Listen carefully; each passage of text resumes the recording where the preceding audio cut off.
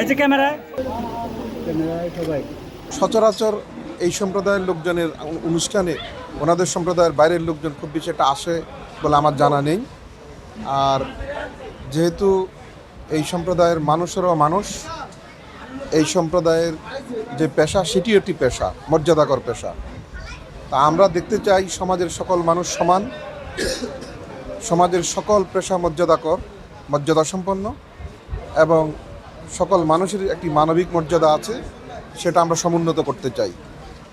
আরেকটি বিষয় হচ্ছে, যখন শুনলাম যে মেয়েটি মাহারা এবং এটি এমন এই ধরনের একটি সম্প্রদায়ের মেয়ে এবং সে নিজ চেষ্টায় অনেকটুকু পর্যন্ত পড়াশোনা করেছে, আমি চাই এই সম্প্রদায়ের মানুষগুলো আস্তে আস্তে শিক্ষা দীক্ষা শিল্পে সাহিত্যে আস্তে আস্তে এগিয়ে আসুক।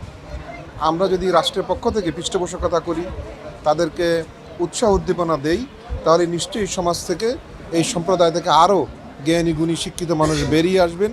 সেজন্যই আমার এখানে আসা। আমি শুনেছি এখানে প্রায় 300টি পরিবার দেশের বিভিন্ন স্থান থেকে এসে বসবাস করে এবং জেলা প্রশাসক হিসেবে আমিই নাকি প্রথম তাদের এরকম অনুষ্ঠানে এসেছি। সেটি শোনার পর আমার নিজেরও খুব ভালো লাগছে যে আমি এই ধরনের এই সম্প্রদায়ের মানুষের সাথে আমার আবেগ এবং অনুভূতি বিনিময় করতে পেরেছি।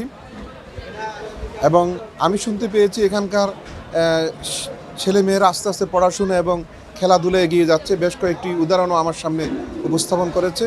আমি এটাকে উৎসাহ জানাই, উদ্দীপনার সহিত তারা সকল কাজ করবেন এবং আমাদের যে পরিচ্ছন্নতার যে কাজটা, এটি একটি মহৎ কাজ।